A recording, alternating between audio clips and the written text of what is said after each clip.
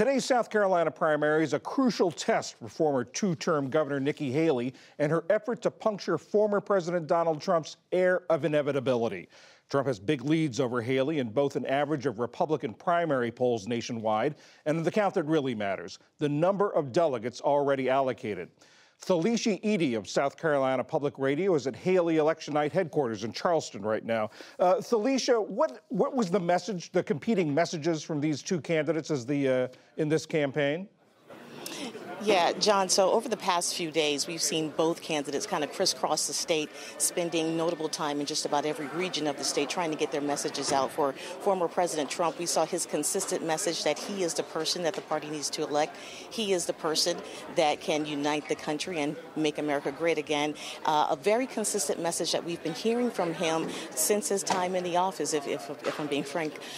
For former Governor and UN Ambassador Nikki Haley, what we've been hearing from her, a little consistency, but also a little switch as well. We've seen her sharpen her attacks against the former president, but also we've seen her draw parallels between her party challenger and President Biden, saying that they are both creators of chaos and that she is the person that the party needs to elect to represent them, and she is the person who can beat President Biden later this year. So we've seen her kind of try to differentiate herself or segue to make herself appeal to all Americans, make herself appeal to all of the residents, all of the voters, that she will be the best person to represent the party and the best person to beat President Biden in November. This is, of course, a state where twice elected Nikki Haley governor.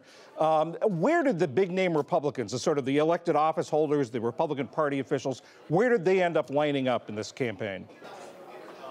That's the interesting thing, John. So Nikki Haley, former Governor Nikki Haley, she served as governor twice, born here in South Carolina. She spent some time this week in her hometown, small rural area of Bamberg.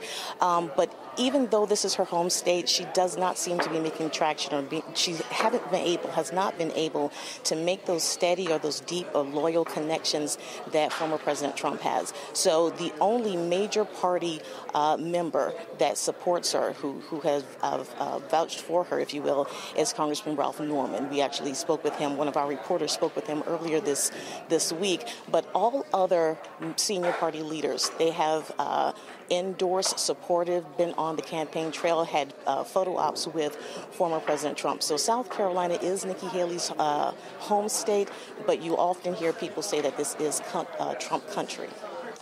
Nikki Haley says she's going to keep going no matter what happens today. She's talking about pushing on at least to Super Tuesday. She's made a big ad buy on Super Tuesday states.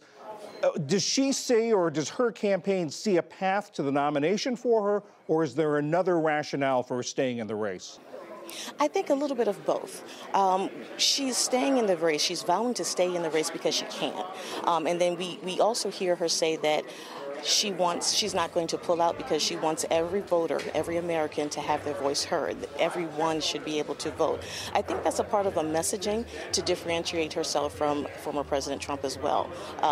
Not just attacking him, but trying to shift herself or shift name recognition of her name, that she is the person that can best represent the party and then best represent the country, all Americans.